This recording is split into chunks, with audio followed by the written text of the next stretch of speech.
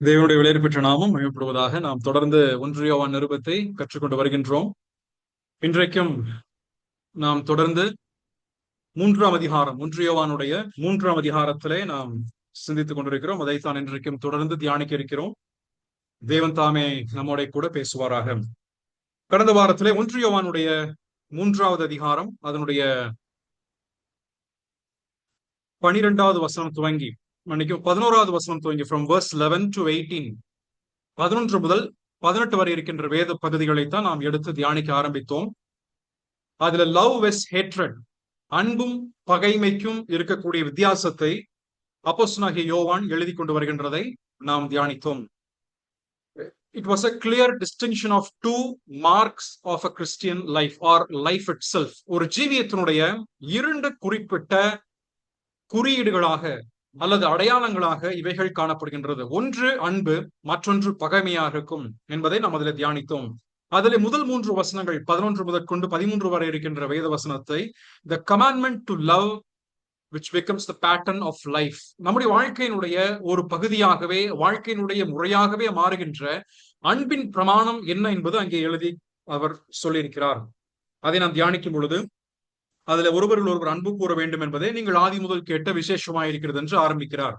இதை சொல்லிவிட்டு நாம் ஒருவர் நேசிக்க வேண்டும் என்று எழுதிவிட்டு 12வது வசனம் துவக்கி நாம் வாசிக்கும் பொழுது 12 13 பகைமையானது எவ்வளவு அதிக ஆழமானது என்பதை குறிப்பிட்டு காயின் வாழ்க்கை எடுத்து சொல்லி நமக்கு நிரூபித்து காண்பிக்கிறார்.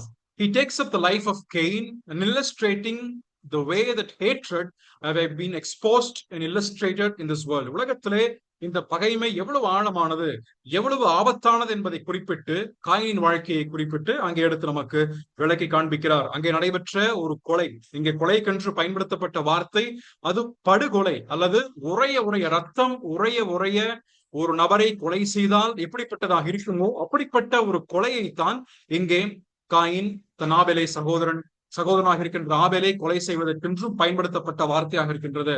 மற்றும் சில நபர்கள் இதனை சொல்லும் பொழுது, சில வேத பண்டிதர்கள் இதற்கென்று சொல்லும் பொழுது it was almost equivalent to the word sacrifice, பலியிடுவதற்கென்று பயன்படுத்தப்பட்ட அந்த வார்த்தைக்கும் ஏற்ற ஒரு வார்த்தை தான் இந்த மர்டர் என்ற வார்த்தைக்கும் பயன்படுத்தப்பட்டிருக்கிறது. அப்படியானால் அங்கே பலிமிருகம் எப்படிப்பட்ட நிலைமையிலே இங்கே முழுவதுமாய் மறிக்கின்றதோ அது போல நிலைமையில் தான் ஆபேல் அந்த இடத்திலே காயினாலே கொல்லப்பட்டான் என்று சொல்லப்படுகிறது. பகைமை இவ்வளவு அதிகமான ஒரு ஆபத்தான ஒரு விளைவை ஒரு மனுஷனுடைய வாழ்க்கையிலே கொண்டு வரும் என்பதை சொல்லிவிட்டு 14 15வது வசனத்தை வாசிக்கும் பொழுது அன்பினுடைய அடையாளம் என்ன, what is the evidence of love in a person's life என்பதை அவர் காண்பிக்கிறார். அதற்கு அவர் சொல்லும் பொழுது ஜீவனையும் மரணத்தையும் ஒப்பிட்டு சொல்லுகிறார். ஒரு மனிதன் அன்பு கூறுவான் என்று சொன்னால், அல்லது நீங்களும் நானும் ஒருவரை நேசிக்கிறோம், அன்பு செலுத்துகிறோம் என்று சொன்னால், அந்த அன்பிற்கு அப்போஸ்தலனாகிய யோவான் சொல்லக்கூடிய நீங்கள் மரணத்தை விட்டு ஜீவனைக்கு கடந்து வந்திருக்கிறீர்கள். அப்படியானால் ரட்சிக்கப்படாத நிலைமையிலிருந்து, மீண்டும் பிறவாத நிலைமையிலிருந்து, தேவனாலே மீண்டும் பிறவாத, தேவனுடைய வித்தை பெறாதிருக்கக்கூடிய ஒரு வாழ்க்கை நின்று நீங்கள் ஜீவனுக்குள்ளாக, ஆவிக்குரிய வாழ்க்கைக்குள்ளாய், ஆவிக்குரிய வெளிச்சத்திற்குள்ளாய், ஆவிக்குரிய ஐக்கியத்திற்குள்ளாய் நீங்கள் பிரவேசித்திருக்கிறீர்கள் என்பதை அவர் தெளிவாய் எடுத்து காண்பிக்கிறார். ஆகவே நாம் நேசிக்கிறோம் என்று சொன்னால் நாம் ஜீவனிலே இருக்கிறோம் அல்லது ஒளியிலே இருக்கிறோம் என்பது நமக்கு இதன் மூலமாய் நிரூபிக்கப்படுகிறது. 3வதாக வரக்கூடிய பகுதி தான் நாம் இன்றைக்கு நாம் சிந்தித்து தொடர்ந்து அந்த கடைசி 24வது வசனம் வரைக்குமாக நாம் தியானிக்க இருக்கிறோம். வசனம் 16 முதற்கொண்டு 18 வரைக்குமாக நாம் தியானிக்கும் பொழுது the practice of love, நம்முடைய வாழ்க்கையிலே அன்பு அதிலே அடையாளமாக இருக்கின்றது உண்மைதான், அன்பினுடைய அடையாளத்தை நாம் பார்க்கிறோம் உண்மைதான். ஆனால் இந்த அன்பு எப்படி நடைமுறைப்படுத்தப்படுகிறது, how is this love has been practiced in our day to day life, நம்முடைய அனுதின வாழ்க்கையிலே இந்த அன்பு எப்படி நடைமுறைப்படுத்தப்படுகிறது என்பதை சொல்லும் பொழுது இங்கே அப்போஸ்தலனாகிய யோவான் அதற்கு ஒரு அழகிய ஒரு இல்லஸ்ட்ரேஷன், ஒரு திருஷ்டாந்தத்தை சொல்லி நமக்கு விளக்கி காண்பிக்கிறதை நாம் பார்க்க முடியும். 16வது வசனத்தை வாசிக்கும் பொழுது அங்கே நாம் அதனை கடந்த வாரத்தில் தியானித்தோம். நான் அந்த வசனத்தை மட்டும் வாசிக்கின்றேன். அவர் தம்முடைய ஜீவனை நமக்காக கொடுத்ததுனாலே அன்பு இன்னதென்று அறிந்திருக்கிறோம், நாமும் சகோதரருக்காக ஜீவனை கொடுக்க கடனாளிகளாக இருக்கிறோம். அப்பொழுது ஆண்டவராகிய இயேசு கிறிஸ்து நம்மை நேசித்த பொழுது தம்முடைய ஜீவனையே நமக்காக ஒப்புக் கொடுத்தார். It has cost his time, his comfort, his pride, his convenience, தன்னுடைய சுகமாக இருக்கின்ற நிலைமைகளையும், தன்னுடைய மகிமை பிரதாபத்தையும், தன்னுடைய நேரத்தையும், தன்னுடைய எல்லாவற்றையும் விட்டுதான் தேவன் நம்மை நேசித்திருக்கிறார். அவர் நம்மை நேசிக்கும் பொழுது தன்னுடைய சுயத்திற்கு அவர் மறித்து நம்மை நேசித்திருக்கிறார். பிலிப்பியர் 2ஆம் அதிகாரத்தினுடைய 5 முதல் 8 வரைக்கும் நாம் வாசிக்கும் பொழுது அதை தெளிவாக அப்போஸ்தலனாகிய பவுல் எழுதி காண்பித்திருக்கிறார். அப்படியானால் தேவன் நம்மை நேசிக்கும் பொழுது it has cost something for himself or for him. நம்மை நேசிக்கும் பொழுது அவருக்கு ஒரு விலைக்கரையம் அவர் செலுத்த வேண்டியதாக இருக்கிறது. அதை சொல்லிவிட்டு பின்பதாக நாம் வாசிக்கும் பொழுது 17, 18 வாசிக்கும் பொழுது நாம் எப்படி நேசிக்கின்றோம், நம்முடைய நேசம் எப்படி காணப்பட வேண்டும். ஏனென்றால் நாம் நம்முடைய ஜீவனை ஒப்புக் கொடுக்க வேண்டும் என்று இங்கே கட்டளையிடப்படவில்லை, அல்லது நாம் இரத்த சாட்சியாக மரிக்க வேண்டும் என்று சொல்லப்படவில்லை. ஆனால் நாம் ஒருவரை நேசிக்கிறோம் என்று சொன்னால், if we are loving a person, if at all we love one another, we may also or we have to have some cost or pay some cost for it. சில குறிப்பிட்ட விலை கிரயத்தை அந்த அன்பிற்கு செலுத்தியாக வேண்டும் என்பதை அப்போஸ்தலனாகிய யோவான் நமக்கு எடுத்து காண்பிக்கிறார். என்ன விலை கிரயத்தை நாம் செலுத்த வேண்டியதாக இருக்கும்? நாம் அதற்கு ஏதுவாக பணம் செலவழிக்க வேண்டியதாக இருக்கும். ஒருவரை நாம் அழைத்து நாம் உணவை கொடுக்கிறோம், உபசரிக்கிறோம் என்று சொன்னால், உபசரிக்கும் பொழுது அதற்கு ஏதுவாக இருக்கக்கூடிய பணம் செலவிடப்படுகின்றது, அதற்கு ஏதுவான நேரம் செலவிடப்படுகின்றது, அதற்கு ஏதுவாக இருக்கக்கூடிய நம்முடைய வளங்கள், நம்முடைய ரிசோர்சஸ் நம்ம செலவு பண்றோம். நம்முடைய வீட்டில் அழைத்து நம்ம ஏதுவாக இருக்கின்றவற்றை நாம் செலவிடுகின்றோம். அல்லது ஒரு நபரை நாம் மன்னித்து நமக்குள்ளாக ஏற்றுக்கொள்ளும் பொழுது நம்முடைய சுயத்தை நாம் விட்டு விடுகின்றோம். We pay the cost. We pay a cost as some time or some comfort or our own pride. நம்முடைய பெருமையை கூட சில நேரத்தில் விட்டு ஒருவரை நேசிக்க வேண்டியதாக இருக்கும். ஒருவேளை நாம் அப்படிப்பட்ட ஒரு சூழல் உங்களுக்கு இருந்தா நீங்க நினைச்சு பாருங்க. நாம் நம்மை விட்டு கொடுத்து பிறரை நேசிக்க வேண்டிய ஒரு சூழல் ஏற்படும். நமக்கு நன்றாக தெரியும், நமக்கு எதிராக செயல்படக்கூடிய ஆட்கள் உண்டு என்று தெரியும். ஆனாலும் கூட நாம் அவர்களை நேசித்தோமானால், கிறிஸ்து நம்மை நேசித்தது போல நாம் அவர்களை நேசித்தோமானால் சில குறிப்பிட்ட விலை கரையத்தை அதற்கு செலுத்தியாக வேண்டும் என்பது அப்போஸ்தலனாகிய யோவான் நமக்கு இன்றும் கொடுக்கக்கூடிய ஒரு எடுத்துக்காட்டாக இருக்கிறது. 17வது வசனத்தை நாம் வாசிப்போமே. அதில் அவர் சொல்லும் பொழுது, ஒருவன் இவ்வுலக ஆஸ்தி உடையவனாய் இருந்து தன் சகோதரனுக்கு குறைச்சல் உண்டென்று கண்டு தன் இருதயத்தை அவனுக்கு அடைத்துக் கொண்டால் அவனுக்குள் தேவ அன்பு நிலை கொள்கிறது எப்படி? ஆகவே இங்கே ஒரு கேள்வியோடு அவர் கேட்கிறார். How is it that the love of God dwell or abides in a person? ஒரு நபருடைய வாழ்க்கையில் அன்பு நிலை கொண்டிருக்கிறது என்று சொன்னால் அதனுடைய அர்த்தம் என்னவாக இருக்கிறது? பொதுவாக நாம் நினைக்கும் பொழுது என்ன சொல்லுவோம்? நாமும் நேசிக்கிறோம், நானும் நேசிக்கிறேன், எல்லா சகோதர சகோதரிகளையும் ஒருபோல நாம் நேசிக்கிறோம். I love every brother, every sister of this assembly or elsewhere at one particular level or the same level என்று பொதுவாக நாம் சொல்லுவோம். எல்லாரும் நான் நேசிக்கிறாங்க, மனசுல எந்த விதமான ஒரு தவறான குற்றமான எண்ணங்களோ ஒரு தவறான கைமுகாரமான எண்ணங்களோ பகை உணர்வோ இல்லை என்று நாம் சொல்வோம். உண்மையாக இருக்கலாம். ஆனால் அப்படி இருக்கும் என்ற பட்சத்தில் எப்படி நீங்கள் அதை அடையாளம் கண்டுகொள்ள முடியும்? How can you find out with evidence? அதுக்கு ஏதுவாக இருக்கக்கூடிய அடையாளம் என்ன? அதைத்தான் அப்போஸ்தலனாகிய யோவான் இங்கே சொல்லும் பொழுது, ஒரு மனுஷனுக்கு குறைச்சல் இருக்கின்றது. A man has something lacking in itself. அந்த மனுஷன் என்ன செய்கிறான்? நம்முடைய ஐக்கியத்தில் இருக்கிறான். அந்த சகோதரன் நம்முடைய ஐக்கியத்தில் இருக்கக்கூடிய ஒரு சகோதரன். அப்படியெல்லாம் அந்த மனுஷனுக்கு சில குறிப்பிட்ட மெட்டீரியலாக ஒரு பொருளாதார ரீதியிலே அவனுக்கு சில குறைச்சல் உண்டு. ஒருவேளை உணவின் பற்றாக்குறையாக இருக்கலாம், அல்லது பணத்தின் பற்றாக்குறையாக இருக்கலாம், அல்லது உடையினுடைய பற்றாக்குறையாக இருக்கலாம், அல்லது வீட்டு வசதிகளுடைய சில குறைபாடுகள் அவனுக்கு இருக்கலாம், அல்லது மற்ற ஏனைய இருக்கக்கூடிய மற்ற அநேக விஷயங்களாக இருக்கலாம். It could be his physical, it could be his spiritual, or it could be his mental. ஆவிக்குறி ரீதியாகவோ அவனுடைய சரீர பிரகாரமாகவோ அவனுடைய உணர்வு ரீதியாகவோ சில குறைவுகள் அவனுக்கு காணப்பட்டிருக்கலாம். அந்த குறைச்சல் உள்ள ஒரு சகோதரன் நம் மத்தியில் இருப்பார் என்று சொன்னால் அதை அறிந்திருக்கக்கூடிய நீங்களும் நானும் எப்படி செயல்படுகிறோம்?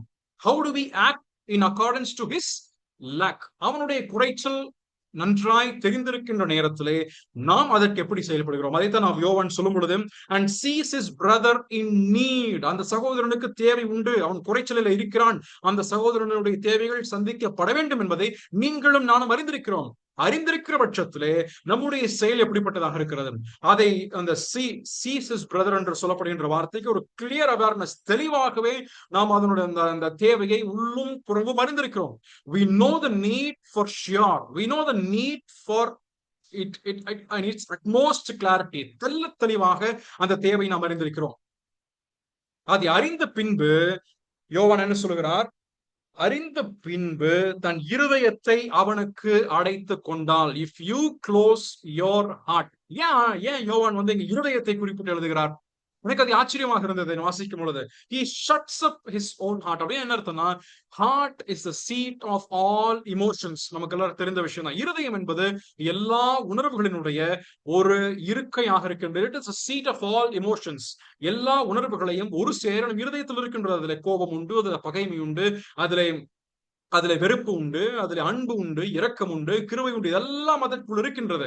ஆனால் இந்த இமோஷன் என்ன பண்றோம்னா, அந்த தேவை உண்டு என்று தெரிந்த பின்பு அது we shut the door. We shut the door of our compassion. We shut the door of our showing the mercy and grace and love. நாம் அன்பு செலுத்தக்கூடிய, இரக்கத்தை காண்பிக்கக்கூடிய, அந்த மனதிருக்கத்தை காண்பித்திருக்கக்கூடிய அந்த கதவை நாம் என்ன செய்து விடுகின்றோம்? அடைத்து விடுகின்றோம். We shut it very closely. அப்ப இங்க யோவான் சொல்லக்கூடிய விஷயம் என்ன? நமக்கு அந்த தேவை அறிந்திருக்கிற ஒன்று, அந்த தேவையை நாம் சரி செய்ய அல்லது அந்த தேவையை பூர்த்தி செய்வதற்கான திராணியையும் தேவன் நமக்கு தந்திருக்கிறார். ஆனால் இவைகள் அறிந்த பின்பும், இவைகளை தெரிந்த பின்பும், செய்வதற்கு ஏதுவான திராணியை கர்த்தர் கொடுத்த பின்பும் நாம் நமது கதவுகளை, இருதயத்தினுடைய கதவுகளை அடைத்து விடுகின்றோம். We shut our heart, which means in other words எப்படி சொல்லணும்னா, நம்ம என்ன சொல்லுவோம்னா, நம்முடைய இருதயம் அடைவற்றிருக்கும், நம்முடைய வாயில் என்ன சொல்லுவோம்? பிரதர் ப்ரேயர் பண்ணலாம், பிரதர் தேவன் சந்திப்பார், உங்களுக்கான தேவைகள் சந்திக்கப்படும். ஒருவேளை நான் இதை சொல்லும் பொழுது ஒருவேளை மனரீதியாக உண்மையாகவே ஆத்மார்த்தமாக இந்த வார்த்தைகளை சொல்வதற்கும் வாய்ப்புகள் இருக்கிறது. ஆனால் இல்லாத நிலைமையிலும் நாம் சில நேரத்தில் பொதுவாக சொல்லக்கூடிய வார்த்தைகளும் இருக்கலாம் என்பதைத்தான் இங்க யோவான் சொல்கிறார். நம்முடைய இருதயத்தை ஒரு மனுஷன் இருதயத்தை அடைத்து விட்ட பின்பதாக அந்த வார்த்தைகள் வருமானால் தேவனுடைய அன்பு நம்முடைய வாழ்க்கையில் நிலை கொள்வது எப்படி என்பதைத்தான் இந்த கேள்வியாக எழுப்புகிறார். இப்படி இருக்கின்ற பட்சத்துல இருதயமானது என்ன ஆகின்றது? தேவைகள் அறிந்த பின்பதாகவும் நம்முடைய இருதயம் கடின இருதயமாய் மாறி போகின்றது. அவர் ஹார்ட் ஹஸ் பிகம் ஹார்டன்ட். உபாகமத்தினுடைய புத்தகம் 15ஆம் அதிகாரம் 7 வாசிக்கும் பொழுது, தேவைகள் அறிந்த பின்பு உங்களுடைய இருதயமானது கடினமாய் போய்விட்டது. You have shut your heart. Your heart has become hardened. யாக்கோபினுடைய புத்தகம் 2ஆம் அதிகாரம் 15-16 நான் வாசிக்கும் பொழுது, நம்முடைய உதவியின்றி சொல்லப்படக்கூடிய வெறும் வார்த்தைகள் அது வீணானது. It is just empty vain words என்று அவர் குறிப்பிடுகிறார். நீதிமொழிகள் 21:13 வாசிக்கும் பொழுது, ignoring the poor, நம்மத்தில் இருக்கக்கூடிய திக்கற்றவர்களை, ஏழைகளை நாம் நிராகரிப்பது அல்லது புறக்கணிப்பது, அவர்கள் தேவை நாம் துச்சன, நாம் ஒன்றுமே இல்லை, ஒரு பொருட்டை இல்லை என்று சொல்லி நாம் நினைப்பது, இதை அவர் அங்கே நீதிமொழிகளில் எழுதி வைத்திருக்கிறார். ஆகவே பிரியமானவர்கள், இங்கு சொல்வது தேவனுடைய அன்பு நம்முடைய நிலை கொள்வதை நாம் கண்டுகொள்ள வேண்டுமானால், if you know a brother or a sister who is in need, either the physical or the spiritual or emotional need, are we trying to fulfill that need? Are we trying to go out of our way to fulfill that? நம்முடைய comfort ஜோனை விட்டுவிட்டு, நம்முடைய பெருமைகளை விட்டுவிட்டு, நம்முடைய பிரதாபங்களை விட்டுவிட்டு, நம்முடைய நிலைமைகளை விட்டுவிட்டு, அவர்களுடைய தேவையினுடைய குறைச்சல்களை நாம் இயன்ற மட்டுமாக நாம் பூர்த்தி செய்வதற்கு, நிறைவு செய்வதற்கு முயற்சிக்கிறோமா என்பதுதான் இங்கே அப்போஸ்தலனாகிய யோவான் கேட்கக்கூடிய கேள்வியாக இருக்கிறது. அதை சொல்லிவிட்டு 18வது வசனத்துல, என் பிள்ளைகளே, வசனத்தினாலும் நாவினாலும் அல்ல, கிரியையினாலும் உண்மையினாலும் அன்பு கூற கடவோம். ஏன் இதனை சொல்லுகிறார்? இங்கே இருதயம் என்று சொல்லிவிட்டு உடனே 18வது வசனத்திலே வசனத்தினாலும் நாவினாலும் அல்ல. அப்படியானால் அதனுடைய விஷயம் என்னன்னா, இங்க just word or talk. We may talk some things in or being the words of love. அன்பினுடைய வார்த்தைகளை பேசுவது மிக மிக எளிதானது. We may easily tell that I love you sister, I love you brother, I love you child. நான் உங்களை நேசிக்கிறேன் சகோதரன், உங்களை நான் மனதார நேசிக்கிறேன், நான் உங்களை ஆத்மார்த்தமாக நேசிக்கிறேன், கிறிஸ்து நேசித்ததை போல உங்களை நான் நேசிக்கிறேன் என்று பொதுவாக சொல்வது எல்லாராலும் முடியும். It is possible to tell with word or with tongue. ஆனால் இருதயம் அடைபட்டு, நம்முடைய இருதயத்தினுடைய நிலைமை என்னன்னு தெரியும். ஆனால் இருதயம் அடைபட்ட நிலைமையில இருக்கும் பொழுது வெறும் நாவினால் மட்டும் பேசுவோம். ஆனால் நம்முடைய இருதயத்தினுடைய நிலைமை என்ன நமக்கு நன்றாய் தெரியும். அதைத்தான் அடுத்த வசனம் 20 துவங்கி நீங்க வாசிச்சீங்கன்னா அதான் சொல்ல வர்றாரு. இருதயத்தை குறிப்பிட்டு தான் சொல்ல வருகின்றார். ஆனால் அதற்கு முன்பதாக உங்களுடைய அன்பு, just consider your love. Is it just with words or with just a talk? உங்களுடைய அன்பினுடைய வார்த்தைகள் வெறுமனே வார்த்தைகளாக மட்டுமே இருக்கிறதா, அல்லது வெறுமனே சும்மா ஒரு பேச்சாக மட்டும் இருக்கின்றதா, அல்லது செயலாகவும் இருக்கின்றதா? Has your love taken its hands? Has your love taken its legs? Has your love taken its eyes? Has your love taken your money? அதான் இங்க கேட்கிற கேள்வி. இன்னொரு வார்த்தையில சொல்லணும், உங்க செயலினாலும் அன்பு காட்ட வேண்டும் என்று சொன்னால், நீங்கள் சொல்லக்கூடிய அந்த அன்பிற்கு கரங்கள் முளைத்து விட்டதா? நீங்கள் சொல்லக்கூடிய அந்த அன்பிற்கு கால்கள் வந்து விட்டதா? Does it have the legs? Does it have the hands to do it? வெறும் வார்த்தைகளை கர்த்தர் சந்திப்பார் என்பதல்ல, உங்களுக்கு கர்த்தர் உதவி செய்வார் என்பதல்ல, உங்களை உதவி செய்வதற்கான திராணியை கர்த்தர் கொடுத்திருந்தும், உங்களுக்கு நீங்கள் சென்று உங்கள் சரீர பிரகாரமாகவோ உங்களுடைய பண ரீதியாகவோ அல்லது நம்முடைய நேரத்தினுடைய கிரயத்தை கொடுத்தோ நம்மால் முடியும் என்று சொன்னால், நாம் அங்கே செயல்படாதிருக்கும் பட்சத்திலே நாம் சொல்லக்கூடிய அந்த அன்பிற்கு இன்னமும் கரங்களும் கால்களும் உழைக்கவில்லை என்பதுதான் அர்த்தம். அப்படின்னா வெறுமனே அது ஒரு வார்த்தையாக மட்டும்தான், it is just words. They are just the plain words, and they don't have the legs or the feet or the hands. அதுக்கு கரங்களும் இல்ல, கால்களும் இல்ல. அதைத்தான் இங்க சொல்றாரு. Love gets hands and feet when it is true. உண்மையாக இருக்கின்ற பட்சத்திலே அந்த அன்பிற்கு கரங்களும் கால்களும் அது வரும். அதைத்தான் லூக்காவினுடைய புத்தகம் 10ஆம் அதிகாரம் 33, 34 வாசிக்கும் நல்ல சமாரியனுடைய உவமை ஆண்டவர் சொல்லும் பொழுது என்ன சொல்கிறார்? அந்த நல்ல சமாரியன் மற்ற எல்லாரும் 3 பேர் வந்தாங்க, பார்த்தாங்க, விலகி போய்விட்டார்கள். பார்த்தார்கள், ஐயோ பரிதாபம் கொண்டான செயல்படல. வெறும் வார்த்தை இருந்தது, ஆனால் இருதயத்தின ஆழத்திலிருந்து அவன் செயல்படவில்லை. அப்படியானால் தேவ அன்பு அவனுடைய மனதில் இல்லை என்று அர்த்தம். ஆனால் நல்ல சமாரியன் வந்த பின்பதாகவோ அவன் ஜனங்களாலே புறக்கணிக்கப்பட்டு இஸ்ரவேல் மக்களுக்கு எதிராக அவன் எதிரானவன் என்று நினைக்கப்பட்டாலும் கூட, அந்த சமாரியன் வந்த பின்பதாக அவனை அந்த காயப்பட்டவனை தோளில ஏந்தி கொண்டு அவனை கொண்டு சென்று சத்திரத்தார்களுக்கு கொடுத்து, தன்னுடைய நேரம் மட்டுமல்ல தன்னுடைய பணத்தையும் கொடுத்து, வேற ஏதாவது திரும்பி வந்து நான் செலுத்துவேன் என்பதையும் ஒரு வாக்குறுதியும் சென்றானே. அதுதான் அன்பிற்கு கால்களும் கரங்களும், தன்னுடைய மூலாதாரங்கள், தன்னுடைய கர்த்தர் கொடுத்திருக்கின்ற எல்லா resources, either it be your bike, your cycle, your car or your whatever that is God has given. தேவன் நமக்கென்று எதை கொடுத்திருந்தாலும் அது கர்த்தருக்கென்று பயன்படுத்தப்படுகிறதா? அது கர்த்தருக்கென்று அந்த அன்பை வெளிப்படுத்தக்கூடிய முறையில் இருக்கின்றதா என்பதே இதனுடைய விஷயமாக இருக்கிறது. அதைத்தான் யோவான் இங்கே சொல்லி அந்த அன்பினுடைய விஷயத்தை 18வது வசனம் வரைக்குமாக அவர் சொல்லி நமக்கு நிறைவு செய்கிறார். நீங்க 11 முதல் 18 வரைக்குமாக நீங்க வாசிக்கும் பொழுது ஒரு கட்டளையில் ஆரம்பிக்கிறார். He starts with a command, goes on to contrast of love, then tells about the conflict, then ends up with the concrete test and the conclusion of love. இந்த அன்பை சொல்லும் பொழுது அவர் ஒரு கட்டளையோடு ஆரம்பிக்கிறார். அதன் பின்பு ஒரு அன்பிற்கும் பகைமைக்கும் இருக்கக்கூடிய வித்தியாசத்தை சொல்லிவிட்டு, உலகம் உங்களை பகைக்கும் என்று முரண்பாடாக இருக்கின்ற ஒரு நிலைமை அவர் சொல்லிவிட்டு, இறுதியிலே நீங்கள் அன்பை செலுத்துவீரானால் உங்களுடைய மனதிலே தேவ அன்பு நிலை கொள்ளுகிறது எப்படி என்று சொன்னால் என்று ஒரு நிலையாக இருக்கக்கூடிய ஒரு பரீட்சையை அவர் சொல்லிவிட்டு, கடைசியாக அன்பு என்பது சத்தியத்திலே, அன்பு என்பது உண்மையிலே இருக்கும் என்று சொல்லி ஒரு முடிவுரையையும் அப்போஸ்தலனாகிய யோவான் இங்கே 18வது வசனத்திலே சொல்லி நிறைவு செய்கிறார். இதை நாம இதுல பார்க்கக்கூடிய இந்த 18வது வசனம் வரைக்குமாக அன்பு என்ற தலைப்பில, லவ் இஸ் ஹேட்ரட் என்கின்ற தலைப்பிலே நாம் தியானிக்கின்ற விஷயங்களாக இருக்கிறது. நாம் தொடர்ந்து இந்த பகுதியை நாம் வாசிக்கும் பொழுது 19 முதற்கொண்டு 24வது வசனம் வரைக்கும் இருக்கக்கூடிய அடுத்த வேத பகுதி நாம் காணும் பொழுது, இந்த பகுதியிலே இருதயம் என்பது மிக மிக முக்கியமாய் சொல்லப்படுகிறது. ஏன் அது இருதயம் என்று நான் சொல்கிறேன் என்றால், இந்த 19வது வசனமானது 18வது வசனம் துவங்கி அல்லது 17வது வசனம் துவங்கி அதனுடைய தொடர் கோர்வையாக வருகின்றது. It starts with verse 17, which talks about love, which talks about the truth in heart, which talks about heart itself. இருதயத்தை குறிப்பிட்டே அந்த பகுதி வருகின்றதை நீங்கள் காண முடியும். நீங்க 17வது வசனத்துல வாசிச்சீங்கன்னா, இருதயத்தை அவனுக்கு அடைத்து கொண்டால், if his heart is closed. 20வது வசனத்தை நீங்க வாசிச்சீங்கன்னா 19 verse 19, நம்முடைய இருதயத்தை அவருக்கு முன்பாக. verse 20, தேவன் நம்முடைய இருதயத்திலும் பெரியவராய் இருந்து, அதை போல சொல்லிவிட்டு கடைசியிலே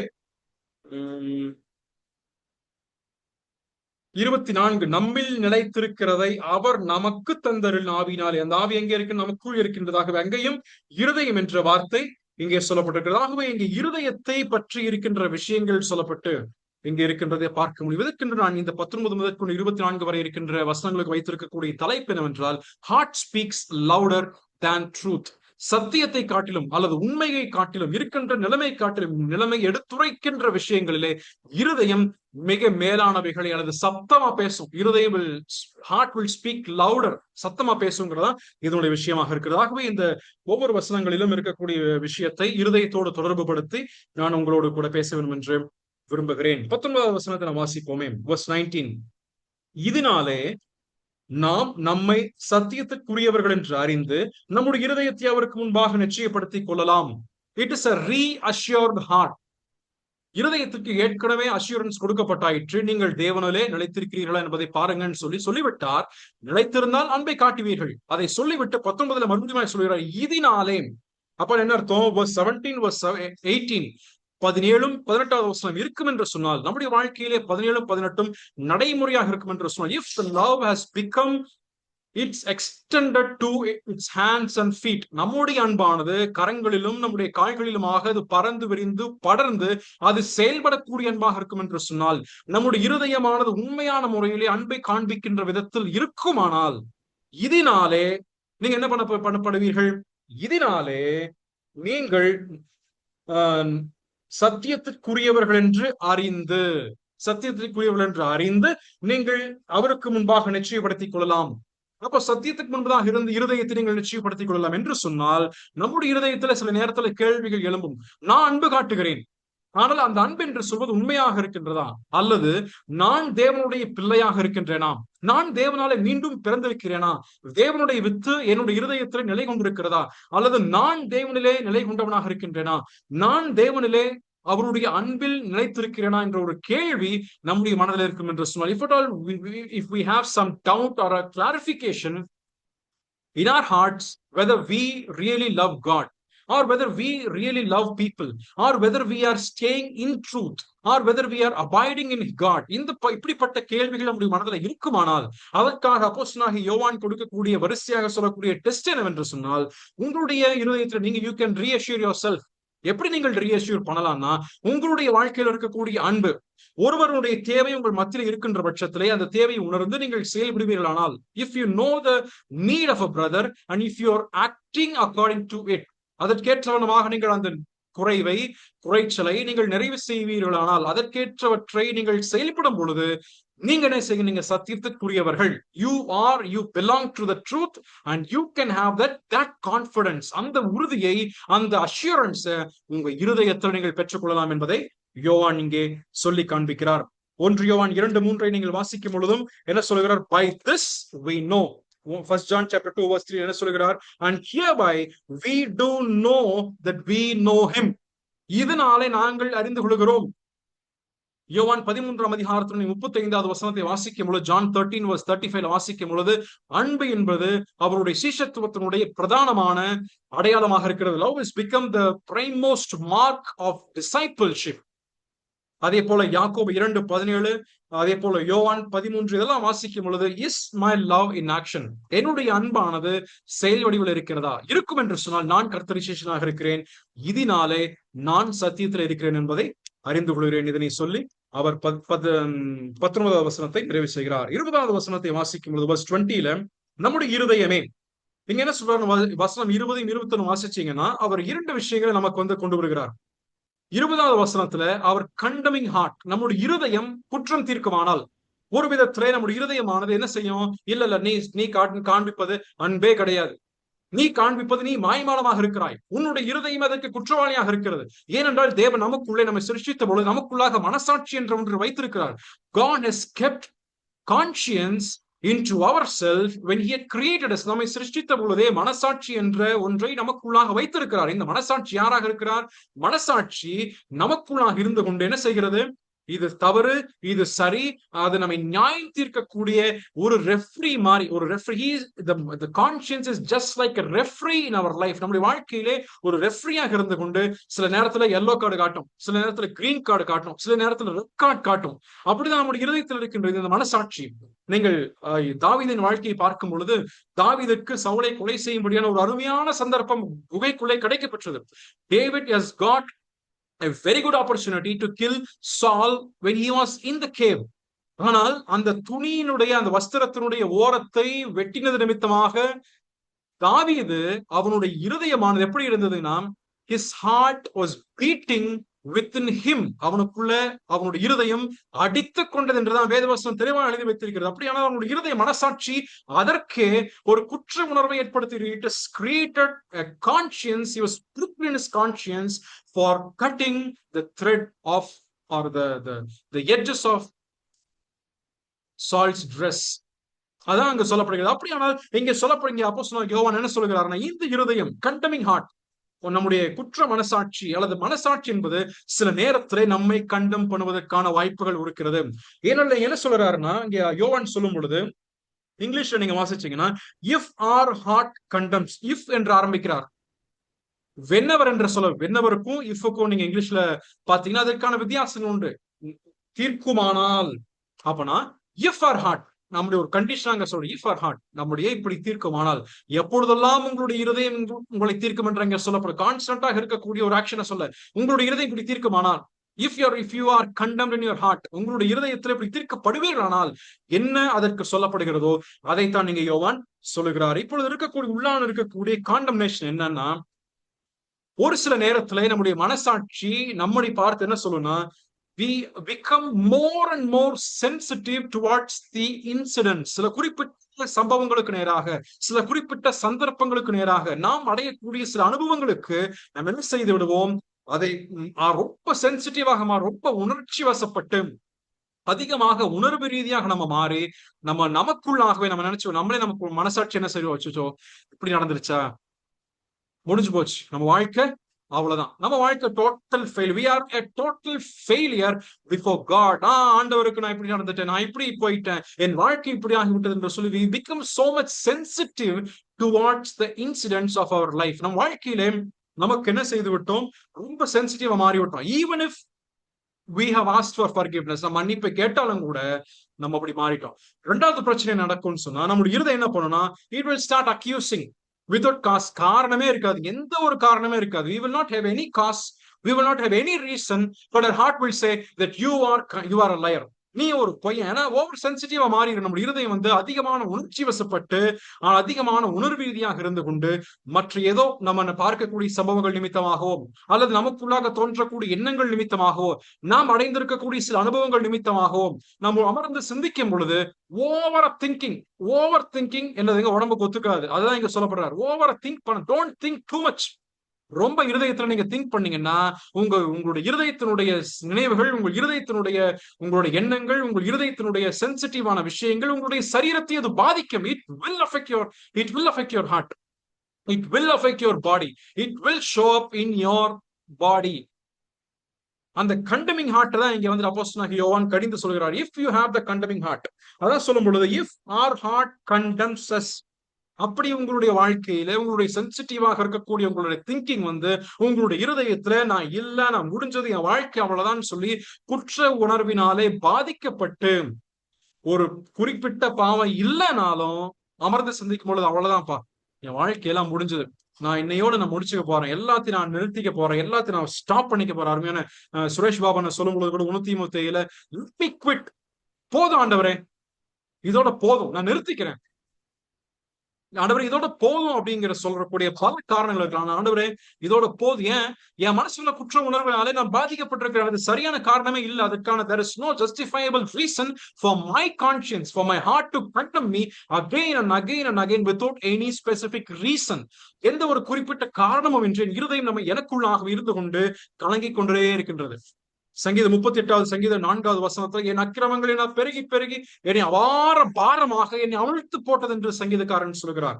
ரோமர் 7:24 சொல்லும் பொழுது, நான் நிர்பந்தமான மனுஷன், நான் யார் என்னை விடுதலையாக்குவார். இந்த ஒரு அழுகுரல் நம்முடைய இருதயத்திற்குள் அந்த கண்டமிங் ஹார்ட் இருந்தா வரும். என்னை யார் விடுதலையாக்குவார்கள், என்னுடைய இருதயமே என்னை அதிகமான குற்ற உணர்வுக்குள் என்னை கொண்டு சென்றிருக்கிறது. சங்கீதம் 42:5 நான் வாசிக்கும் பொழுது, என் ஆத்துமாவே நீ ஏன் தியங்குகின்றாய், என் ஆத்துமாவே நீ ஏன் கலங்குகின்றாய், why are you so much troubled within yourself and speaking to yourself.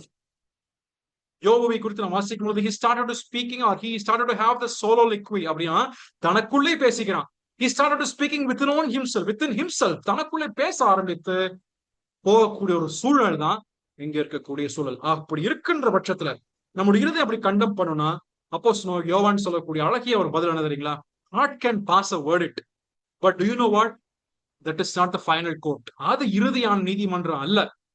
நீதிமன்றம் என்று சொல்வது கர்த்தர் தான். God is the highest court out of all the things. எல்லாவற்றுக்கும் மேலாக கர்த்தருடைய நீதிமன்றமே பெரிய நீதிமன்றமாக இருக்கிறது. அதை சொல்லும் பொழுது என்ன சொல்கிறார்? தேவன் நம்முடைய இருதயத்திலும் பெரியவராய் இருந்து சகலத்தையும் அறிந்திருக்கிறார். தேவன் நம்முடைய இருதயத்திலும் பெரியவராக இருக்கிறார். உங்களுடைய இருதயமானது உங்களுக்குள்ளாக குற்ற உணர்வோடு கூட சிக்கி திகைத்துக் கொண்டு என்ன செய்வது என்று சொல்லி அங்கலாய்த்துக் கொண்டிருக்கிறீங்களா? அப்படி கிடையாது. ஏனென்றால் தேவன் உங்களை மன்னித்து விட்டார். நீங்கள் உண்மையாகவே பாவத்திற்கென்று அறிக்கை செய்து ஜீவிக்கின்ற நேரத்திலே அந்த குறிப்பிட்ட விஷயத்திலிருந்து தேவன் உங்களை விடுதலையாக்கி விட்டார். நீங்கள் இனிமேல் கலங்க வேண்டிய அவசியம் இல்லை. உங்களுக்காக ஆண்டவர் இயேசு கிறிஸ்து கல்வாரி சிலுவையிலே மரித்திருக்கிறார். நீங்கள் எப்பொழுதெல்லாம் அவரிடத்திலே வந்து பாவத்திற்கான அறிக்கை செய்யும் பொழுது அவர் அந்த பாவத்தை நீக்கி சுத்திகரிப்பதற்கு உண்மையும் நீதியுள்ளவராக இருக்கிறார். He is just and he is righteous to forgive all your sins.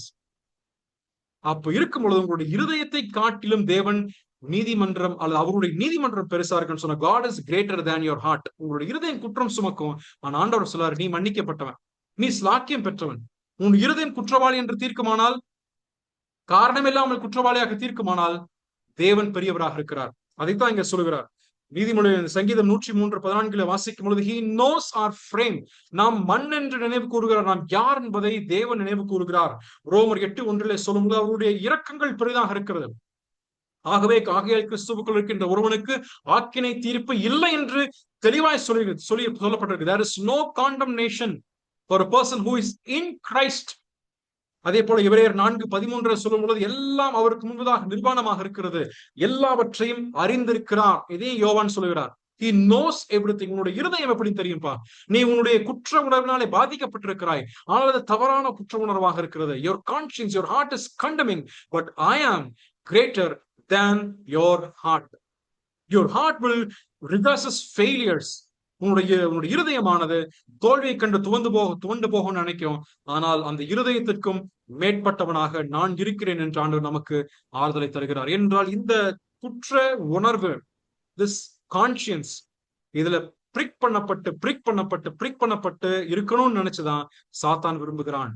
Satan always wants to put us down by pricking our heart in a wrong way. தவறான விதத்திலே குற்ற உணர்வினாலும் பாதிக்கப்பட்டு நீ இல்ல ஒண்ணு இல்ல, நீ ஆண்டவரால் நேசிக்கவே படல, நீ தேவனால் நேசிக்கப்பட்டவன் அல்ல என்று சொல்லி நீ ஒரு ஃபெயிலியர் என்பதை சொல்லி நமக்கு சொல்லிக் கொண்டே இருப்பான். ஆனால் தேவன் சொல்வது I am greater than your heart. உன்னுடைய இருதயத்தை காட்ட நான் பெரியவராக இருக்கிறேன்.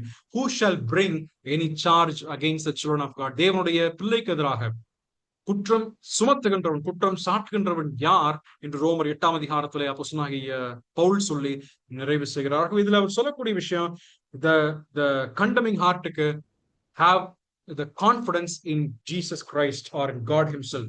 இதை சொல்லிவிட்டு 21 நீங்க வாசிச்சீங்கன்னா, பிரியமானவர்களே, நம்முடைய இருதயம் நம்மை குற்றவாளிகள் என்று தீர்க்காதிருந்தால் நாம் தேவனிடத்தில் தைரியம் கொண்டிருந்து, அடுத்த சொல்லும் பொழுது பாத்தீங்கன்னா, அப்ப குற்றவாளியாக தீர்க்குமானால் 20வது வசனத்துல, ஆனா 21வது வசனத்துல அப்படி தீர்க்காது இருக்குமானால், if your heart does not condemn us, அப்படி நம்ம குற்றவாளிகளாக நம்ம தீர்க்கல. நம்முடைய மனசாட்சிக்கே தெரியுது நாம் தேவனுடைய பிள்ளை, நான் தேவனால நேசிக்கப்பட்டிருக்கிறேன், என்னுடைய வார்த்தைகளை தேவன் கேட்கிறார், நான் தேவனால இரக்கம் பெற்றிருக்கிறேன், நான் தேவனால கிருபை பெற்றவனாக இருக்கிறேன். I have been receiving God's mercy, God's love, God's grace, everything I have received என்று சொல்லி நான் இருக்குமானால், அந்த ஒரு கான்பிடன்ட் நமக்கு இருக்குமா, அந்த ஒரு உறுதி நமக்குள் இருக்குமானால், நான் சொல்லுவது சரியான உறுதி. இந்த நேரத்துல சில நேரத்துல நம்ம என்ன செய்வோம்னா, இப்படிப்பட்ட வசனத்தை நம்ம வாசிக்கும் பொழுது they may also take this into a wrong confidence, தவறான ஒரு கான்பிடன்ஸை நம்ம இதுல இருந்து எடுத்துக்குவோம்.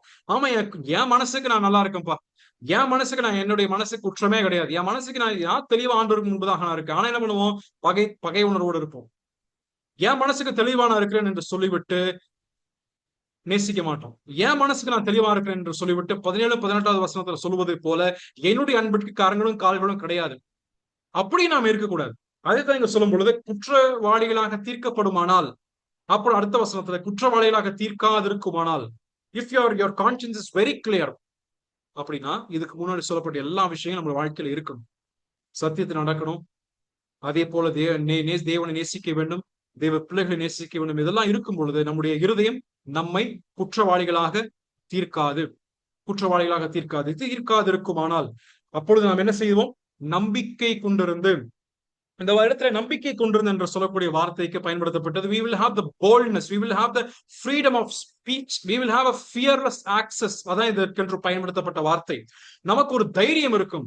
நாம் தைரியமாக சுதந்திரமாக ஆண்டவர் நம்முடைய வார்த்தைகளை பேச முடியும். ஆண்டவர் என்று சொல்லி அழைப்பதற்கான, அப்பா பிதா என்று சொல்லி அழைப்பதற்காக இருக்கக்கூடிய தைரியத்தை நாம் பெற்றுக்கொள்வோம் என்ற வார்த்தை தான் இங்கே சொல்லப்பட்ட வார்த்தை. இது ஒரு அரகன்ஸ் என்று நினைப்பதல்ல. It is not something that is arrogant என்ற வார்த்தை அல்ல. மாறாக we have the confidence. It is something that we talk, a child talks to his father. ஒரு குழந்தை தன் தகப்பனிடத்திலே தன்னுடைய பெற்றோரிடத்திலே எப்படியா உரிமையாக ஒரு நம்பிக்கையோடு பேசுமோ அந்த நம்பிக்கை தான் இங்க சொல்லப்பட்ட வார்த்தையாக இருக்கிறது. அப்படி இருக்கின்ற பட்சத்திலே இங்க யோவான் சொல்வது என்ன? அவர் நாம் தேவனிடத்தில் தைரியம் கொண்டிருந்து, நமக்கு தைரியம் பெற்று 22வது வசனத்துல அவருடைய கற்பனைகளை நாம் கை கொண்டு அவருக்கு முன்பதாக நடந்தால், அப்ப என்ன பண்ணுவோம்னா, நாம் இருதயம் குற்றவாளியாக தீர்க்காது இருக்குமானால், the first fruit is that we will have the confidence within us. அந்த கான்பிடன்ஸ் என்ன பண்ணுவோம்னா, we will not be far away from God. நாம் தேவனை விட்டு தொலைவாக நாம் இருக்க மாட்டோம். we will come very close unto God. தேவனோட கூட நெருங்கி இருந்து அவருக்குள்ளாக நிலைத்திருக்கக்கூடிய, அவருக்குள்ளாக மறைந்திருக்கக்கூடிய ஒரு வாழ்க்கையை நீங்களும் நானும் ஜீவிப்போம் என்பதான் சொல்றார். அதாவது தைரியம் கொண்டிருந்து நாம் தீர்க்காதிருந்தால், நாம் தேவனிடத்தில் தைரியம் கொண்டிருந்து, அடுத்த வசனத்துல வாசிக்கும் பொழுது, நாம் அவருடைய கற்பனைகளை கை கொண்டு அவருக்கு முன்பாக பிரியமானவைகளை செய்கிறபடியால் நாம் வேண்டிக் கொள்கிறது எதுவோ அதை அவராலே பெற்றுக் கொள்கிறோம். அப்படி நம்முடைய மனசாட்சி தெளிவாக இருக்கின்ற பட்சத்திலே நாம் அவரிடத்திலே அப்பா பிதா என்று சொல்லி நம்முடைய இருதயத்தை அவர் முன்பதாக ஊற்றுவதற்கு நாம் அவரிடத்திலே தைரியம் கொண்டிருந்து நம்முடைய நிலைமைகளை அவரிடத்திலே சொல்வதற்கான ஒரு freedom of access, freedom of speech நம்முடைய வாழ்க்கையிலே இருக்கும் என்பதைத்தான் இங்கே அப்போஸ்தலனாகிய யோவான் பயன்படுத்துகிறது. 21வது வசனத்திலே சொல்லப்படுகின்ற வார்த்தையாக இருக்கிறது. 22, 23வது வசனத்தை நாம் வாசிக்கும் பொழுது, verse 23 and 22 and 23, அதனுடைய ரிசல்ட் என்னவாக இருக்கும் என்பதை அவர் சொல்கிறார். ஃபர்ஸ்ட் ரிசல்ட் நாம் வாசிக்கும் பொழுது தைரியம் கொண்டு we will have the confidence. நமக்கு அந்த கான்பிடன்ஸ் இருக்கும். நான் என் வார்த்தையை என் தேவன் கேட்பார், அல்லது நான் தேவனுடைய பிள்ளையாக இருக்கிறேன், நான் தேவனால நேசிக்கப்பட்டேன் என்ற ஒரு நம்பிக்கை நமக்கு பிறக்கும். இரண்டாவதாக பார்க்கும் பொழுது நம்முடைய இருதயம் அவருடைய கூட இசைந்திருக்கும். we will have the aligned heart. நம்முடைய இருதயமான அவருடைய கூட இசைந்திருக்குங்க. எந்த விதத்திலும் அவருடைய சிந்தையை அறிந்து கொள்வதற்கு நம்ம கஷ்டப்படவே மாட்டோம். we will not have any problem, any difficulty to get aligned with the heart of God, to know the will of God. அதான் இங்க சிம்பிளா சொன்னா, to know the will of God. தேவ சத்தத்தை அறிந்து கொள்வதற்கு, தேவன் நம்முடைய வாழ்க்கை குறிப்பிட்டு என்ன விரும்புகிறார் என்பதை அறிந்து கொள்வதற்கு நாம் அதிகமாக கஷ்டப்படவே மாட்டோம். because our heart is already aligned with him. எப்படி அது அலைன் ஆகும்? how it can be aligned? அதை 22, 23ல சொல்றார். 22, 23ல சொல்லும் பொழுது, அவருடைய கற்பனைகளை நாம் கை கொண்டு, அவருடைய கற்பனைகளை நாம் கை கொண்டு. the first step is to have in the alignment. the first step என்னன்னா, is to obey to his commandments. அவருடைய கற்பனைகளுக்கு கை கொண்டு, அவருடைய கற்பனைகளை நாம் கை கொள்ளும் பொழுது என்று இங்க சொல்லுகிறார். கற்பனைகளை கை கொண்டு பின்பதாக அவருக்கு முன்பாக பிரியமானவைகளை செய்கிறபடியால். அப்ப ஃபர்ஸ்ட் ஒன் கை கொண்டு என்று சொன்னால், இதற்கு நான் மறுபடியும் சொல்லணும் நான் விரும்பல. நீங்க 1வது வசனம், 1 யோவான் 1ஆம் அதிகாரம் 1வது வசனம் துவங்கி இதுவரைக்கும் நீங்க படிக்கும் பொழுது ஏகப்பட்ட கற்பனைகளை அவர் சொல்லிவிட்டார். என்னென்ன கற்பனை? நான் ஜஸ்ட் ரன் த்ரூ பண்றேன். என்னென்ன கற்பனை சொல்லியிருக்கிறாரு?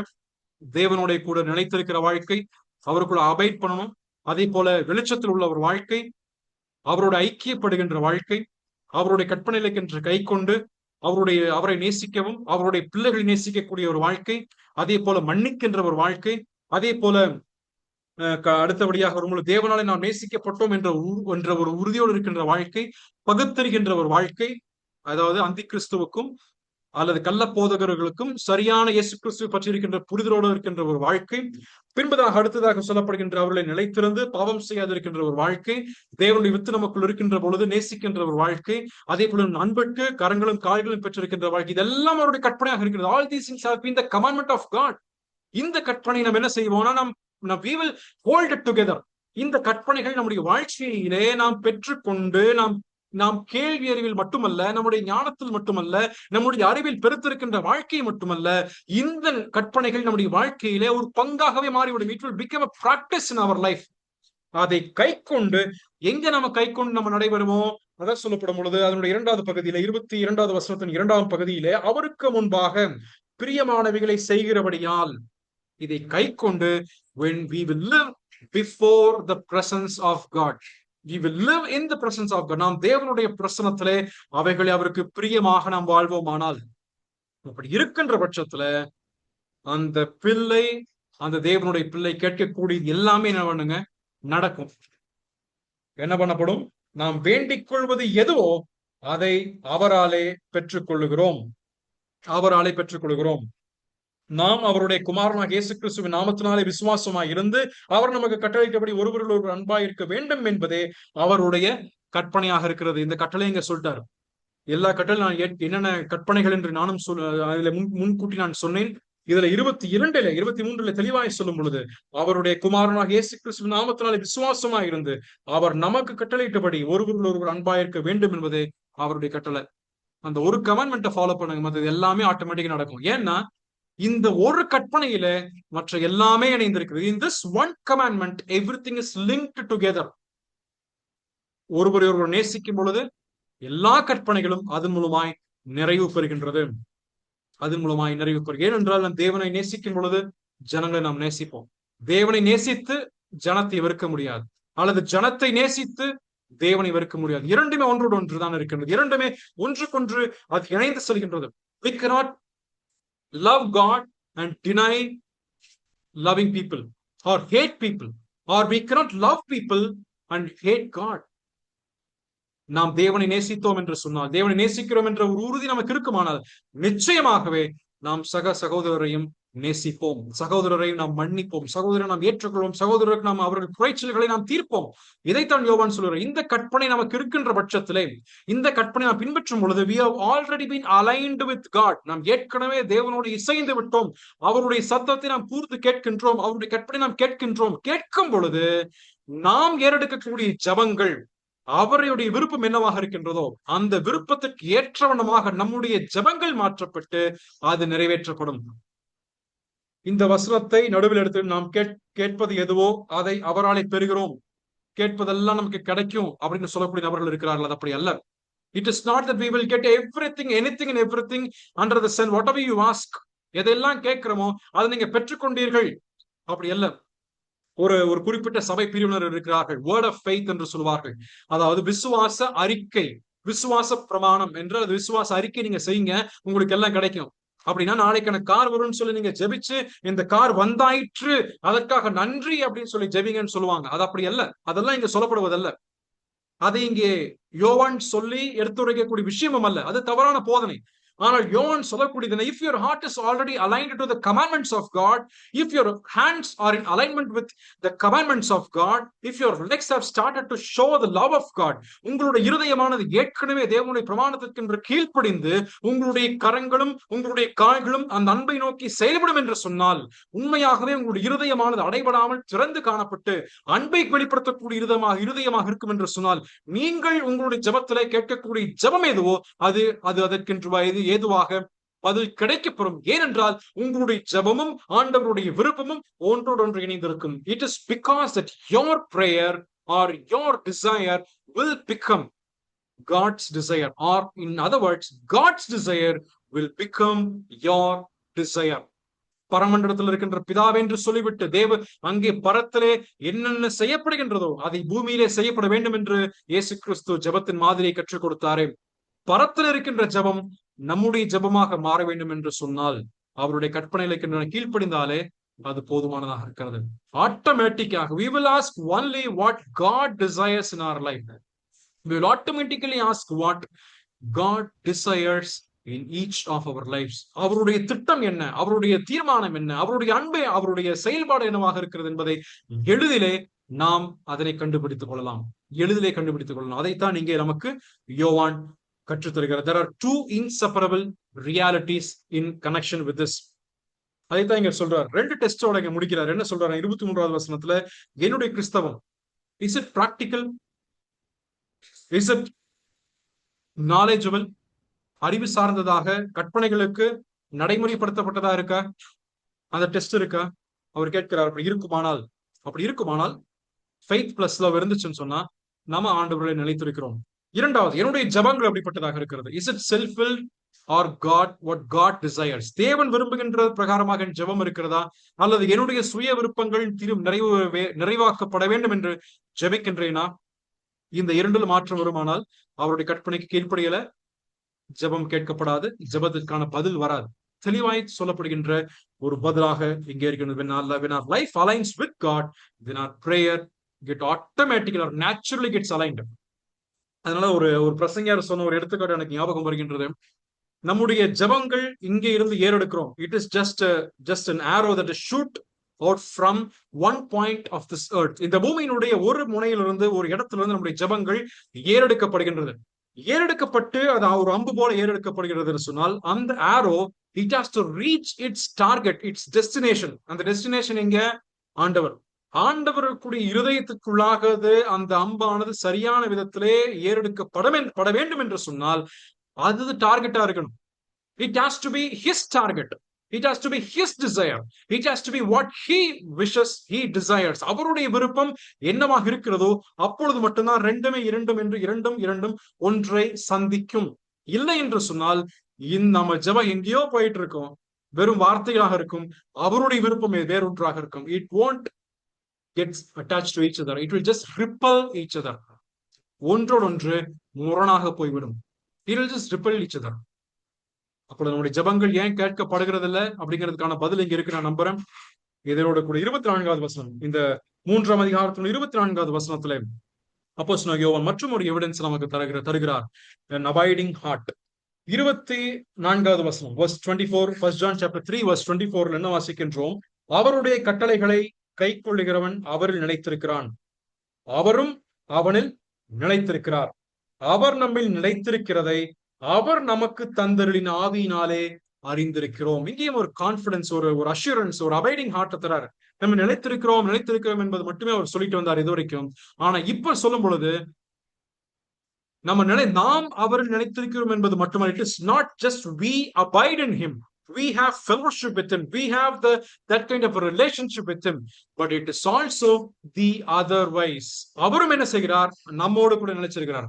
அவரும் நம்மோடு கூட fellowship இருக்கிறார். அவர் நமக்குள்ள வாசம் செய்கிறார். It is a mutual indwelling. நாம் அவருக்குள் இருக்கிறோம், அவர் நமக்குள் இருக்கிறார். இதை விளக்கி சொல்லுங்கன்னா நமக்கு ரொம்ப கஷ்டம். We can't explain this fact that we are mutually indwelling. நாமும் அவரும், நானும் தேவனும், நான் அவருக்குள் இருக்கிறேன், அவர் எனக்குள் இருக்கிறார். எப்படிங்க இதை புரிஞ்சுக்க முடியும்? எப்படிங்க இதை புலப்பட முடியும்? நிச்சயமாகவே நம்முடைய மனுஷீக புரிதலிலே, மனுஷீக அறிவிலே எவ்வளவுதான் நான் விளக்கி காண்பித்தாலும், விளக்கி சொன்னாலும் அது புரியாது. நான் அவருக்குள் இருக்கேன், அவர் நமக்குள்ள இருக்காரு. எப்படிங்க அது? It is very tough to understand. விசுவாசத்துல மட்டும்தான் புரிய முடியும். Only by faith we can identify it, and our life will show it. எப்படி அதை வெளிப்படுத்தி காண்பிக்க முடியும்? இருக்கிறார், நம்ம விசுவாசிக்கலாம், ஆனா நம்முடைய வாழ்க்கையிலே அது காண்பிக்கப்படாதான் சொல்றாரு. நிலைத்திருக்கிறான், அவரும் அவனில் நிலைத்திருக்கிறார். அவர் நம்மில் நிலைத்திருக்கிறதை அவர் நமக்கு தந்தருளின ஆவியினாலே அறிந்திருக்கிறோம். By the Spirit we will come to know that we are in him and he is in us. நமக்குள் கொடுக்கப்பட்ட பரிசுத்த ஆவியானவர் நமக்குள் இருக்கிறார் என்பதை நாம் அறிந்திருக்கிறோம். நமக்குள் வாசமாயிருக்கிறார் என்பதை நாம் விசுவாசிக்கின்றோம். நமக்குள் பெர்மனண்டாக, நிலையாக அவர் குடி புகுந்திருக்கிறார், குடி பெயர்ந்திருக்கிறார் என்பதை நாம் அறிந்திருக்கிறோம். இதெல்லாம் நாம் எபேசியருடைய புத்தகம் 1:13 போன்ற வசனங்களில் நாம் தெளிவாக அறிந்திருக்கின்றோம். நாம் விசுவாசிக்கின்ற அந்த நேரத்திலே பரிசுத்த ஆவியானவர் நமக்குள் என்ன செய்யப்படுகின்றார்? கொடுக்கப்பட்டிருக்கிறார். ஆவியின் அச்சாரம் நமக்குள் கொடுக்கப்பட்டிருக்கிறது. அந்த நாளுக்கென்று முத்திரையாக பெற்ற பரிசுத்த ஆவியானவர் என்றும் சொல்லப்படுகிறது. He is the Holy Spirit which has been given to us as a permanent residence. ஒரு நிலைத்திருக்கக்கூடிய, ஒரு நிலையாக இருக்கக்கூடிய ஒரு வீடாக நம்முடைய இருதயம் அவருக்கு கொடுக்கப்பட்டிருக்கிறது என்று சொல்லப்படுகிறது. ஆனால் இங்க சொல்லும் பொழுது இந்த எவிடன்ஸ் அவர் சொல்லுகிறார். என்ன எவிடன்ஸ் இங்க சொல்லப்படுகிறது? ஆவியானவர் நமக்கு ஒன்று எவிடன்ஸ். எதற்கு எவிடன்ஸாக? நான் அவரில் இருக்கிறேன், அவர் நமக்குள் இருக்கிறார். எப்படி அந்த ஆவியானவர் நமக்கு எவிடன்ஸை காண்பிப்பார்? How the Holy Spirit will show that we are in Christ and Christ is in us. நமக்குள் இருக்கிறது எப்படி அவர் காண்பிக்க முடியும்? ஆவியானவர் நமக்கு சாட்சியாக இருக்கிறார் என்பதை ரோமர் 8:16 நாம் வாசிக்கின்றோம். Romans chapter 8 verse 16 says that Spirit bears the witness. நமக்கு சாட்சியை பகர்கிறது. எப்படி சாட்சி பகர்கிறார்கள்? நீங்க 4ஆம் அதிகாரம் 1 முதல் 6 வாசிக்கும் பொழுது ஆவியானவர் ஒரு மனுஷனுக்குள் இருப்பார் என்றால் அதுல முதலாவது வரக்கூடிய வார்த்தை என்னன்னா, இயேசு கிறிஸ்து மகிமைப்படுத்தப்படுவார். The Holy Spirit will glorify Christ. We will have a proper understanding about Christ. கிறிஸ்துவை பற்றி இருக்கின்ற சரியான ஒரு புரிதல் நம் மனதில் இருக்கும் என்றால் நாம் தேவனாலே பிறந்திருக்கிறோம், நாம் கிறிஸ்துவுக்குள் இருக்கின்றோம், தேவன் நமக்குள் வாசமாய் இருக்கிறார் என்பதை புரிந்து கொள்ள முடியும். இரண்டாவதாக, இந்த ஆவியானவர் நமக்குள் இருக்கின்ற பொழுது when this Holy Spirit is within us, when this Holy Spirit is within us, our hands and our legs will get the love that we speak. நாம் பேசக்கூடிய அன்பை இந்த நமக்குள் வாசம் செய்யக்கூடிய ஆவியானவர் என்ன செய்கிறார்னா, இந்த அன்பை காண்பிப்பதற்கான பலத்தை உண்டு பண்ணுகிறார். நமக்குள் இருந்து கொண்டு நாம் இந்த அன்பை வெளிக்காண்பிக்கும்படியாக, இந்த அன்பை நாம் செயல்படுத்தும்படியாக நமக்கு உதவி செய்கின்றார். ஏன் எப்படி உதவி செய்கிறார்? நாம் நேசிக்கவே முடியாத ஒரு சகோதரன், நம்மால் மன்னிக்கவே முடியாத ஒரு சகோதரன், நாம் குறைச்சல் உண்டென்று அறிந்தும் நாம் அவன் வேண்டாம் என்று நினைக்கக்கூடிய, மனுஷிக ரீதியிலே வேண்டாம் என்று விரோதிக்கக்கூடிய ஒருவருக்காக ஜெபிப்பதற்கு உதவி செய்கிறார். The Holy Spirit will enable us to pray for a brother who has been hated by us. நம் விரோதிக்கக்கூடிய, நம் பகைக்கக்கூடிய ஒருவராக இருந்தாலும், அல்லது நம்ம நேசிக்கவே முடியாது, நமக்கென்றும் துரோகம் அளித்திருக்கக்கூடிய ஒருவருக்கும் ஜெபிப்பதற்கும் அவர் நல்லா இருக்கணும்னு சொல்லக்கூடிய வார்த்தையை உண்டு பண்ணக்கூடிய பரிசுத்த ஆவியானவராக இருக்கிறார். அவர் நம் உதவி செய்கிறார். அதான் இங்க சொல்லப்பட்ட வார்த்தைகள். அவருடைய கற்பனையை கீழ்ப்படுகிறதற்கு உதவி. The Holy Spirit who is within us will enable us to strengthen us to fulfill the commandment of God. தேவ கட்டளை நாம் நிறைவு செய்வதற்கு அவர் என்ன செய்கிறாரு? நமக்குள் உதவி செய்கிறார். இன்டர்னல் எவிடன்ஸ் ஆக நாம் தேவனுடைய பிள்ளை என்பதை உறுதி செய்கிறார். அதே போல எக்ஸ்டர்னல் எவிடன்ஸை கொடுக்கிறார். We will keep his commandments. அவர் நமக்கென்றும் ஆவியான உள்ளே இருந்து செயல்படும் நேரத்திலே நம்முடைய கரங்கள், நம்முடைய கால்கள் தானாகவே அந்த அன்பை காண்பிப்பதற்கு ஓடோடி செல்லும். அந்த அன்பை காண்பித்து அதை வெளிக்காண்பிப்பதற்கு ஏதுவாக இருக்கின்ற நிலைமையிலே செயல்படும் பொழுது அவருடைய கட்டளைக்கு நாம் கீழ்ப்படுகின்றோம். It is an external evidence. மூன்றாவது இருக்கக்கூடிய எவிடன்ஸ் என்ன காட்டும்? It will be relational evidence. அதாவது நான் ஒருவரை நேசிக்கின்றோம். தேவனை நேசிப்பது மட்டுமல்ல, நாம் பிறரையும் நேசிப்போம் என்பது, நாம் பிறரையும் நேசிக்கின்ற பொழுது we abide in God and he in you. அந்த ஒருவருக்கொருவர் இருக்கக்கூடிய அந்த ரிலேஷனல் எவிடன்ஸையும் இந்த ஆவியானவர் நமக்கும் கொடுக்கிறார். இதைத்தான் இங்க அப்போஸ்தலனாகிய யோவான் சொல்லி நிறைவு செய்கிறார். இதன் மூலமாக அறிந்திருக்கிறோம். இதன் மூலமாக நமக்குள் அவர் நம்மில் நிலைத்திருக்கிறதை அவர் நமக்கு தந்தருளின ஆவியினாலே அறிந்திருக்கிறோம். இன்றைக்கு நாம் நிறைவு செய்யும் பொழுது நான் கேட்க விரும்புகின்ற கேள்வி, do you have this evidence in your life, in my life? உங்களுடைய வாழ்க்கையில, என்னுடைய வாழ்க்கையில இந்த ஒரு அடையாளங்கள் இருக்கின்றதா? என்ன அடையாளம்? ஆவியானவர் காண்பித்திருக்கக்கூடிய அடையாளங்கள். நாம் அவருடைய கற்பனை கீழ்ப்படிந்து, ஒருவர் நேசித்து, ஒருவர் மன்னித்து, ஒருவர் பாரத்தை சுமந்து கொண்டு, ஒருவருடைய குறைச்சலை பார்க்கும் பொழுது அந்த குறைச்சலுக்கு ஏதுவாக நாம் அதை எப்படி நிறைவு செய்யலாம் என்பதை நாம் சிந்தித்து யோசித்து செயல்படக்கூடியவர்களாக நாம் இருக்கின்றோமா? அப்படி இருக்கிறோம் என்று சொன்னால் நாம் அவரிலே வாசமாயிருக்கிறோம், அவர் நமக்குள் வாசமாயிருக்கிறார். If we do this, then we are abiding in him and he in us. இந்த கான்பிடன்ஸோட நீங்க 3வது அதிகாரத்தை அப்போஸ்தலனாகிய யோவான் நிறைவு செய்கிறார். ஒரு குறிப்பிட்ட ஒரு விளக்கு. Just imagine a lamp. அந்த விளக்குக்குள்ளாக இருக்கக்கூடிய ஒரு எண்ணெய் பரிசுத்த ஆவியானவர். அந்த விளக்கு பிரகாசித்து எரிய வேண்டும் என்று சொன்னால் அதற்கான கீழ்ப்படிதலும் அதற்கான அன்பும் அந்த ஆவியானவர் மூலமாக கொடுக்கப்படுகிறது. அது தொடர்ச்சியாக பிரகாசித்து எரிந்து கொண்டிருக்க வேண்டுமானால் தேவனுக்குள்ளாக நிலைத்திருக்க வேண்டும். நிலைத்திருக்கின்றது என்று சொன்னால் அந்த எண்ணெய் அது வற்றாமல் இருக்க வேண்டும். நமக்குள்ளாக இருக்கக்கூடிய ஆவியானவர் நாம் அந்த கற்பனைக்கு கீழ்ப்படிய உதவி செய்து கொண்டே இருக்கிறார். He is continuously helping us. But are we abiding in him? Are we heeding to his voice? அவருடைய சத்தத்துக்கு நாம் கீழ்ப்படுகிறோமா? அவருடைய சத்தத்துக்கு நாம கீழ்ப்படிந்து நாம் அதனை பின்பற்றுவோம் என்ற ஒரு நிலைமையில நாம் இருக்கின்றோமா? இன்றைக்கு நாம் அதனை யோசித்து பார்ப்போம். நம்முடைய இருதயமே நம்மை குற்றவாளிகளாக தீர்க்குமானால் கர்த்தருக்கு முன்பதாக நாமே சமர்ப்பித்து அவரிடத்தில் இருக்கக்கூடிய அந்த உறுதியை பெற்றுக்கொண்டு அவரிடத்திலே நாம் நிலைத்திருக்கோம் என்ற ஒரு உறுதியை பெற்று நாம் அவரிடத்தில் வாழ்வதற்கு கர்த்தர் தாமே நமக்கு உதவி செய்வாராக. Let our hearts be transformed. Let our hearts be renewed let us have that confidence before God. நம்முடைய இரு தேவனுக்கு முன்பதாக அந்த உறுதியை பெற்றுக் கொண்டவராக நாம் ஜீவிக்க கர்த்தர் நமக்கு உதவி புரிவாராக. ஆமென்.